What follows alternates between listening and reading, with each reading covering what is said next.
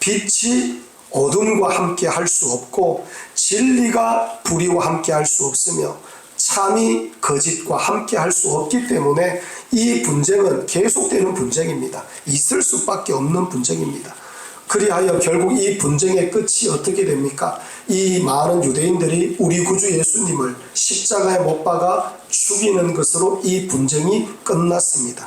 그런데 가만히 보면 이 분쟁이 그것으로 끝난 것 같은데 끝난 것이 아니었습니다. 세상 권력은 유한하나 예수님은 지금도 살아 계시는 줄 믿습니다. 지금도 살아 계셔서 하늘 보좌 우편에 앉아 계시고 세상을 다스리시고 우리를 지켜보시며 우리를 영원한 생명에 거하도록 하나님께서 우리의 발걸음을 인도하여 주시는 줄 믿습니다. 그렇기 때문에 여러분과 저는 어디에 서 있어야 되느냐? 진리의 편에 서 있어야 됩니다. 우리 구주 예수님 옷자락이라도 붙들고 있는 하나님의 백성들이 되어야 될 줄 믿습니다. 우리 평생 동안 그 일을 가장 기뻐하며 감사하며 감당하는 하나님의 백성들 되기를 간절히 원합니다. 그래서 예수님 따라가고 예수님 의지하고 예수님 바라보는 것, 이것이 우리 평생의 사명이요 그리고 가장 기쁜 일이요 가장 행복한 일이 될 줄 믿습니다. 그래서 오늘 본문을 통하여 우리 인생에서 일어나게 되는 일들과 우리가 해야 되는 일들을 함께 살펴보며 여러분과 제가 은혜를 나누고 더 힘껏 예수님 붙잡는 하나님의 백성들이 되기를 간절히 축원합니다. 먼저 첫째로 우리는 진리의 편에 서 있어야 될 줄 믿습니다. 여러분 19절에서 21절까지 우리 함께 한번 읽어보도록 하겠습니다. 사랑하는 성도 여러분, 19절 말씀 읽겠습니다. 19절에서 21절 시작. 이 말씀으로 말미암아 유대인 중에 다시 분쟁이 일어나니 그 중에 많은 사람이 말하되 그가 귀신 들려 미쳤거늘 어찌하여 그 말을 듣느냐 하며 어떤 사람은 말하되 이 말은 귀신 들린 자의 말이 아니라 귀신이 맹인의 눈을 뜨게 할 수 있느냐 하더라. 아멘. 여러분 사랑하는 성도 여러분, 19절을 보니까 이 말씀으로 말미암아 이렇게 시작하고 있습니다. 이 말씀으로 말미암아 예수님께서 무슨 말씀을 하셨는데 그것으로 인하여 유대인 중에 막 분쟁이 일어나고 있는 모습이다 라는 것을 말씀합니다. 여러분 예수님께서 무슨 말씀을 하셨느냐? 요한복음 10장을 보면 예수님께서 자기 자신을 뭐라고 하셨느냐? 선한 목자가 되신다라고 말씀합니다. 여러분 이 이스라엘 땅뿐만 아니라 이 지역에 이 가나안 땅에 이들이 살고 있는 이 지역에 보면 그때 수없이 많은 왕조들이 일어났는데 그들이 가장 많이 듣고 싶어 했던 말이 뭐냐면은 자기 백성들을 이끄는 목자라는 말을 듣고 싶어 했습니다. 왕들이 그 말을 너무나 좋아했습니다. 그 문화가 그런 문화였기 때문입니다. 양들을 기르고 그리고 양들을 인도하며 그렇게 다니는 문화였기 때문에 그 목자가 이끌고 가는 그 모습을 통하여 왕들이 바로 그런 모습으로 지칭되면 그 얘기를 듣고 너무나 좋아하고 기뻐하는 모습이 있었습니다. 그런데 우리 구주 예수님께서 유대인들 앞에서 뭐라고 말씀하셨느냐? 내가 곧 선한 목자다라고 말씀하니 이 유대인들이 기분이 나쁠 수밖에 없는 겁니다. 뿐만 아니라 17절을 보면, 오늘 말씀은 아니지만 17절을 보면 내가 내 목숨을 버리는 것은 그것을 내가 다시 얻기 위함이니 이로 말미암아 아버지께서 나를 사랑하시느니라 이렇게 말씀하고 18절 마지막을 보면 이 계명은 내 아버지에게서 받았노라 이렇게 말씀합니다. 결국 예수님께서 뭐라고 말씀하느냐? 그 하나님 아버지가 곧 나의 아버지고 나 또한 하나님과 동등된 모습으로 하나님과 같은 그런 존재다라는 것을 예수님께서 드러내고 계시는 겁니다. 그러하니 유대인들은 네가 무슨 하나님이냐? 네가 무슨 하나님과 동등된 존재이냐? 그 말을 들으면서 신성모독이다라고 이렇게 생각하며 예수님을 어떻게든지 터집을 잡고 예수님을 무너뜨리려고 하는 것이 바로 이 이스라엘 백성들, 유대인들의 모습이었습니다. 그리고 예수님께서 하시는 말씀을 가만히 들어보면 그 말씀을 통하여 유대인들의 그런 잘못된 치부가 드러나는 겁니다. 하나님을 마음과 뜻과 정성을 다하여 하나님을 섬기고 하나님을 사랑해야 되는데 예수님의 말씀을 들어보니 자기들은 그냥 형식적으로 하나님을 사랑하는 것이 점점 드러나기 때문입니다. 그리고 그 영혼들 주변에 있는 그 소외되고 억압받고 고통받고 그리고 가난하고 헐벗고 있는 영혼들을 예수님께서 사랑하라고 말씀하셨는데 자기들은 그런 삶을 살지 않기 때문에 예수님께서 하시는 말씀을 들으면 들을수록 기분이 나쁜 겁니다. 이 마음에 찔림이 있는 겁니다. 그래서 예수님께서 하시는 말씀을 들을 때마다 분쟁이 일어나고 기분이 나빠지면서 점점 싸우는 모습으로 진행되고 있는 모습이 오늘 본문의 내용이라는 겁니다. 여러분, 분쟁이 일어나는 모습을 한번 보시기 바랍니다. 마치 홍해가 갈라지듯이 두 부류로 쫙 이렇게 패가 갈리어지는 모습을 보여주고 있어요. 오늘 말씀 중에 20절 한번 읽어볼까요? 20절 말씀 읽겠습니다. 시작. 그 중에 많은 사람이 말하되 그가 귀신 들려 미쳤거늘 어찌하여 그 말을 듣느냐 하며. 아멘. 여러분, 예수님을 미워하는 사람들의 특징이 있습니다. 예수님께서 말씀하시는 그 진리가 들려지지가 않습니다. 그래서 그들은 이 현장을 왜곡시키고 있는 모습이에요. 예수님의 말씀이 무슨 뜻인지, 예수님께서 어떤 일을 행하셨는지 말하는 것이 아니라 그냥 예수님을 보고 뭐라고 말합니까? 귀신 들렸다라고 단정하고 있는 겁니다. 그냥 거짓으로 이 예수님을 선동해버려서 비참한 존재, 귀신 들린 존재로 예수님을 그냥 격화시키고 있는 모습이 바로 그들의 모습입니다. 그리고 여러분, 그 중에 많은 사람이 말하되 라고 하듯이 이렇게 예수님을 배척하고 예수님을 죽이려고 하는 사람들은 항상 다수였다는 것을 우리는 오늘 본문을 통하여 확인할 수가 있습니다. 반면에 여러분, 21절을 한번 보시기 바랍니다. 21절은 제가 읽어볼게요. 어떤 사람은 말하되, 이 말은 귀신 들린 자의 말이 아니라 귀신이 맹인의 눈을 뜨게 할 수 있느냐 하더라. 이렇게 말씀합니다. 이들은 예수님의 말씀과 예수님께서 하신 일을 지금 붙들고 있습니다. 예수님이 귀신 들렸다면 귀신 들린 사람이 어떻게 맹인의 눈을 뜨게 할 수 있습니까? 그러니 예수님의 말씀과 예수님의 행동이 진리다라는 것을 증거하고 전하고 있습니다. 그런데 이들은 항상 소수였습니다.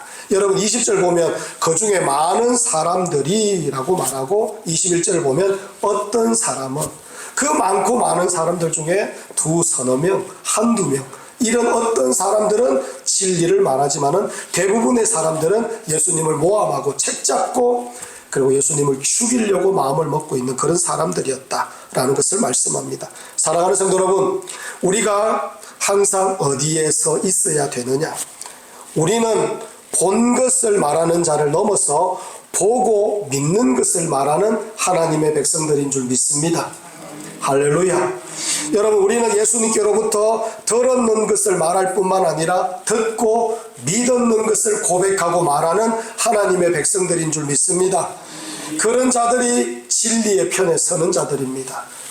사랑하는 성도 여러분, 여러분과 제가 예수님을 통하여 본 것이 많은 자가 되어야 되고 들었는 것이 많은 자가 되는 그런 하나님의 백성이 되어야 될 줄 믿습니다.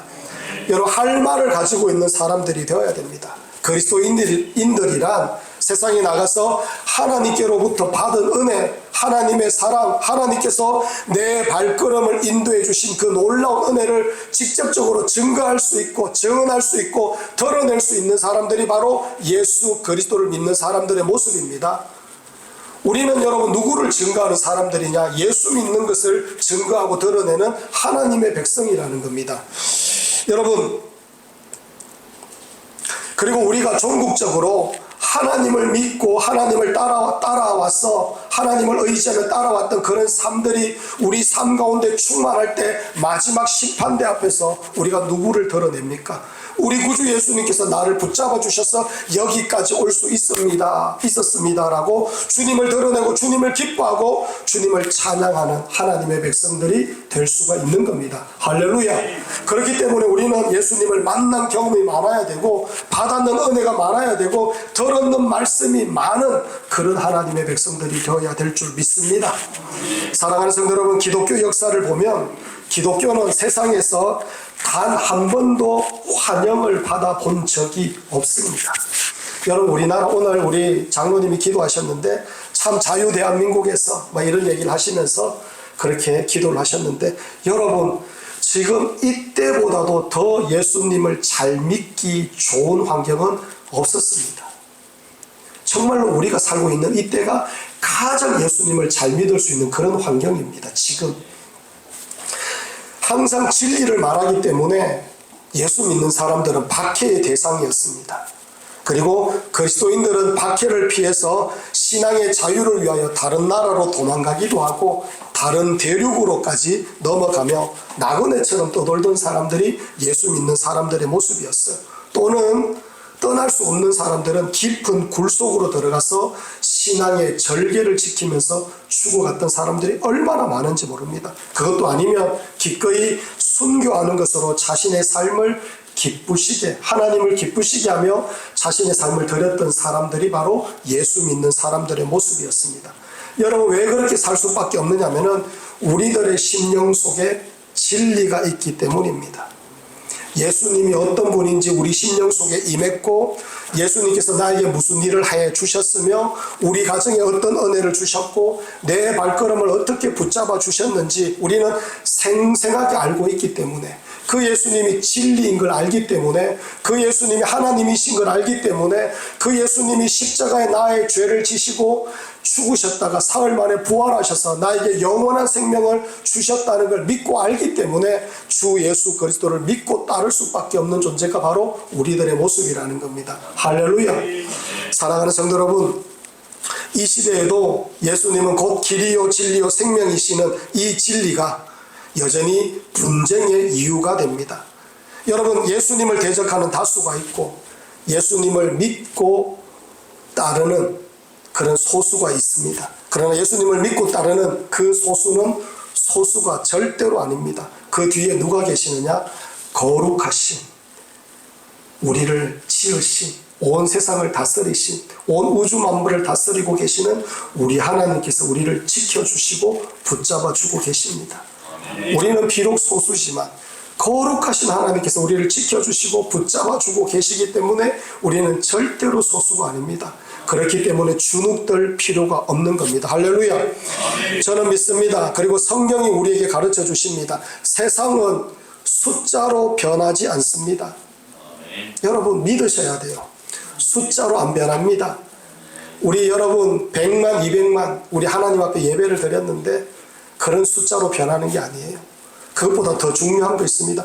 그 일도 정말로 중요하지만 여러분과 제가 오늘 우리 장로님이 기도한 것처럼 내 삶 속에서 살아계신 우리 구주 예수님의 영광을 드러내며 주님 의지하고 주님 소망하며 살아가는 것, 이것으로 여러분의 주변이 변하고 그 변하고 변하는 물결이 흘러서 온 세상이 변화되는 것입니다.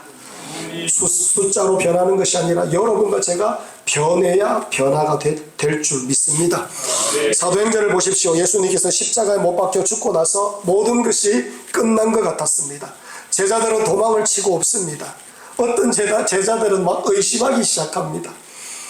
예수님 그 못자국에 손가락을 집어넣어 봐야 되겠다라는 이런 도마 같은 친구도 있었습니다. 초라한 소수였고 갈데없는 소수였고 이들은 어찌 보면 비참하게 실패했는 그런 사람들이었습니다. 하지만 우리 구주 예수님은 부활하셨습니다. 이후에 복음은 예루살렘을 넘어서 이방으로 널리 퍼지는 놀라운 은혜가 있었습니다.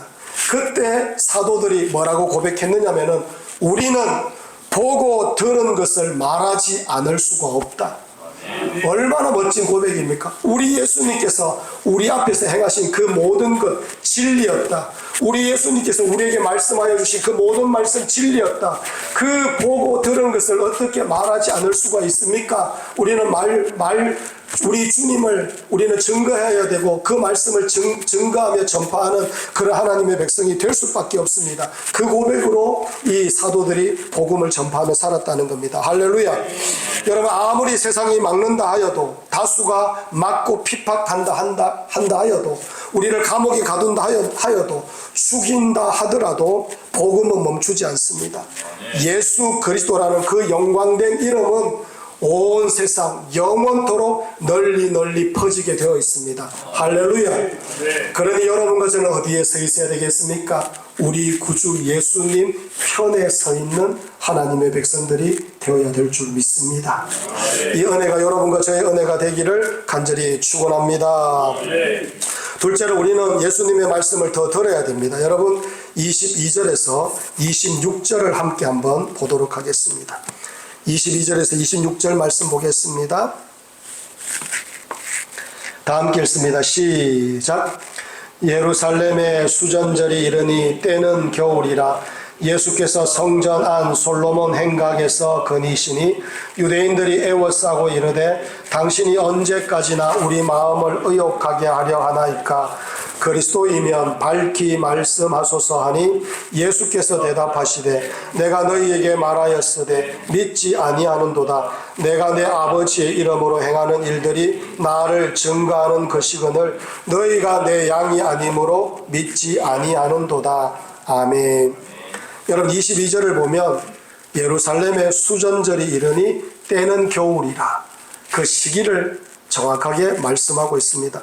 이스라엘 백성들에게 있어서 수전절은 특별히 의미가 있는 그런 절기입니다.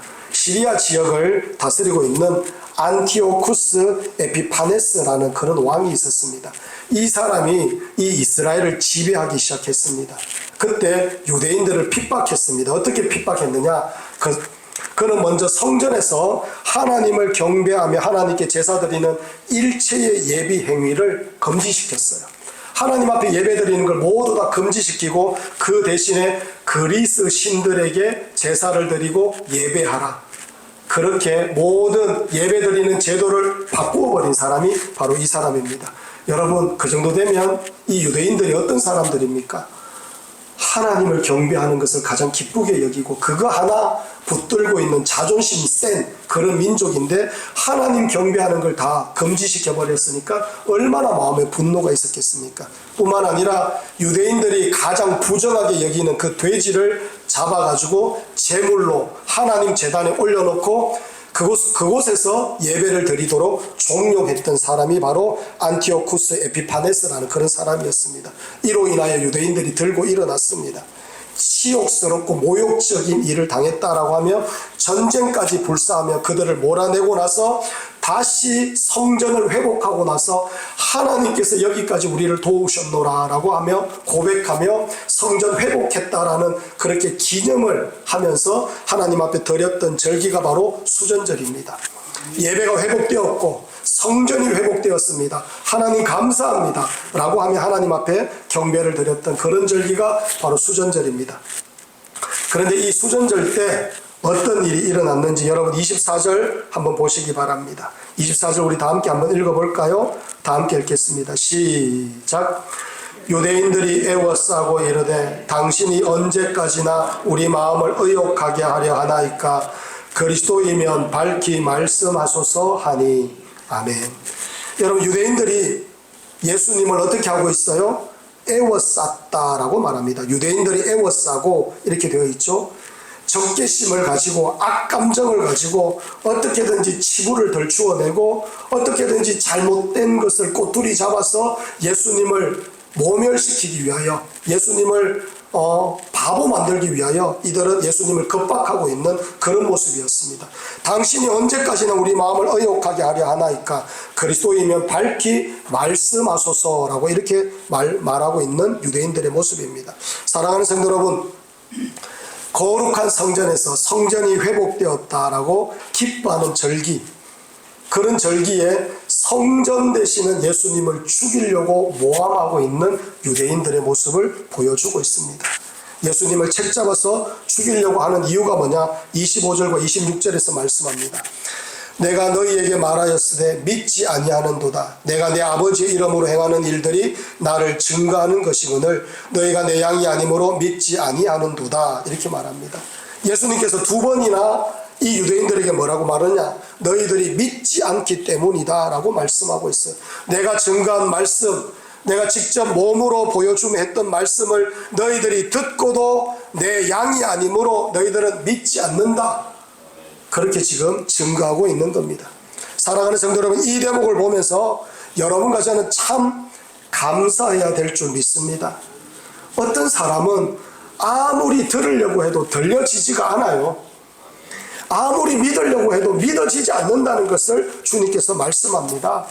우리 예수님께서 아무리 진리를 행한다 할지라도 그 모습을 옆에서 지켜본다 할지라도 그 심령 속에 하나님께서 은혜를 주시고 믿음을 주시고 하나님의 사랑이 깃들지 않는 이상은 예수님을 보면서 구세주로 영접하지 못한다는 겁니다. 예수님의 말씀이 들려지지 않는다는 겁니다. 예수님을 나의 구세주로 영접하지 못하고 주님을 따를래야 따를 수 없는 그런 존재가 될 수밖에 없다는 것을 우리에게 말씀하고 있는 겁니다. 할렐루야. 그러나 여러분과 저는 믿어지는 존재들이에요. 그 말씀을 받아먹는 존재들이에요. 그 예수님을 따라가는 존재들입니다. 할렐루야. 그러니 우리는 감사해야 되고 기뻐해야 되고 하나님 한 분만을 찬양하는 하나님의 백성들이 되어야 될 줄 믿습니다. 제가 예전에 너무나 좋은 영화가 나와서 이제 영화를 보러 갔습니다. 그때 아마 아내랑 같이 보러 갔는지 모르겠습니다. 패션 오브 크라이스트라는 영화를 보러 갔는데, 말하자면 우리나라로 번역하면 예수 그리스도의 순환이라는 그런 영화입니다. 여러분, 멜 깁슨이라는 감독이 영화 배우가 만든 그런 영화인데, 제가 그 영화를 보면서 너무 감동을 받았습니다. 이야, 우리 예수님께서 우리를 위하여 저렇게 겟세마네 동산에서 저 정도로 기도하셨구나. 그런 감동이 있었어요. 그리고 십자가에 못 박히시기 위하여 그 전에 고난당하는 모습, 채찍 맞는 모습, 그것을 적나라하게 보여주는데, 내 죄 때문에 우리 예수님께서 저렇게 맞으셨구나. 그리고 십자가에 못 박히실 때 그 못을 꽉 하고 박는데 정말로 이 손에 뭔가가 꽉 이렇게 파고 들어오는 것 같은 그런 느낌으로 제가 그 영화를 봤습니다. 너무 감동이었고, 그리고 정말로 주님께서 얼마나 고난을 당하셨는지 생생하게 느껴지는 그런 은혜가 있었습니다. 그런데 여러분, 제가 그 영화를 보고 나오는데 제 앞에 어떤 남녀가 같이 영화를 보고 나오는데 여자분이 이런 말을 하는 거예요. 깜짝 놀랐습니다. 저렇게 잔인한 것을 보니 더 안 믿어진다. 이 말을 듣고 제가 깜짝 놀랐습니다. 이야, 저는 믿어지는데, 저는 그 느낌이 생생하게 전달되는데 그 여자분은 너무 잔인하니까 안 믿어진다라고 이렇게 말하는 걸 들으면서 제가 그때 뼈저리게 느꼈습니다. 그게 뭐냐? 보고도 보지 못하고 들어도 듣지 못하는 자가 제일 불쌍하구나, 그런 생각이 들었어요. 사랑하는 성도, 어떤 자매가 이제 자기 친구가 억지로 이제 초청잔치가 있어가지고 데리고 이제 교회에 와서 제 앞에 이제 목사님이 전하는 말씀, 하나님께서 주시는 그 은혜를 듬뿍 받아서 예수 믿고 구원받았으면 좋겠다라는 심정으로 이 처자가 데리고 와서 옆에 이제 제일 이제 앞자리에 앉았습니다. 앉았는데 목사님께서 앞에서 막 예수님에 대해서 막 전하는데 들려지지가 않는 겁니다. 그래서 주머니 뒤지다 보니까 이 주머니에 뭐가 있냐면은 손톱 깎기가 있는 거예요. 손톱도 길고 해서 예배 도중에 손톱을 깎았다는 겁니다. 손톱을. 그리고 그날 커피를 가지고 왔는데 커피를 홀짝홀짝 마시면서 설교를 들었는데, 목사님께서 십자가에 못 박히신 예수님에 대해서 그렇게 전하는데 하나도 믿어지지가 않더라, 그런 말을 하는 걸 제가 들은 적이 있습니다. 사랑하는 성도 여러분, 하나님의 말씀이 들려지는 것이 축복의 시작입니다. 하나님의 말씀이 곧 생명이며 하나님의 말씀이 우리의 길입니다. 저는 하나님의 말씀이 여러분의 심령 가운데 꽂히기를 간절히 축원합니다. 말씀이 들려져야 되고 그 말씀이 은혜가 되어야 되며 그 말씀을 통하여 내 갈 길이 정해지는 그런 하나님의 백성들이 되어야 될 줄 믿습니다. 사랑하는 성도 여러분, 성경을 보면 말씀을 빛에 비유합니다. 왜 빛에 비유하느냐면은, 여러분, 우리 인생이 깜깜한 어둠이기 때문에 빛으로 비유하는 겁니다. 하나님 말씀 한 구절을 딱 붙들으면 인생의 빛이 비치기 시작합니다. 낙심할 수도 없고 좌절할 수도 없고 물러설 수도 없고, 그 말씀이 주시는 은혜와 영광 때문에 어둠 같은 인생이지만은 빛을 밝히며 하나님의 영광을 드러내는 인생으로 바뀌어지는 역사가 있게 되는 겁니다. 할렐루야. 그러니 말씀은 곧 빛으로 비유가 되는 겁니다. 그리고 여러분, 말씀을 나무의 뿌리로 비유될 때가 많습니다. 왜 나무의 뿌리로 비유가 되겠습니까? 말씀이 우리 심령 가운데 깊게 뿌리를 내리면, 뿌리가 깊은 나무가 어떻습니까? 아무리 바람이 불어도 그 나무는 무너지지 않습니다. 아무리 여러분 가물어도 뿌리가 깊게 내려져 있기 때문에 절대로 죽지 않습니다. 마찬가지로 우리가 말씀의 뿌리를 깊게 깊게 내리면 우리 인생 쇠하지 않는다는 겁니다. 망하지 않는다는 겁니다. 하나님의 말씀을 통하여 승리하게 되고 일어나게 되고 하나님의 영광을 드러내는 존귀한 존재가 된다는 것을 하나님께서 우리에게 말씀하고 있는 겁니다. 할렐루야. 사랑하는 성도 여러분, 지난 한 주간 동안 여러분들이 어렵고 힘들 때 무슨 말씀으로 이겨내셨습니까? 여러 가지 결정을 내리고 판단할 때 어떤 말씀을 의지했습니까?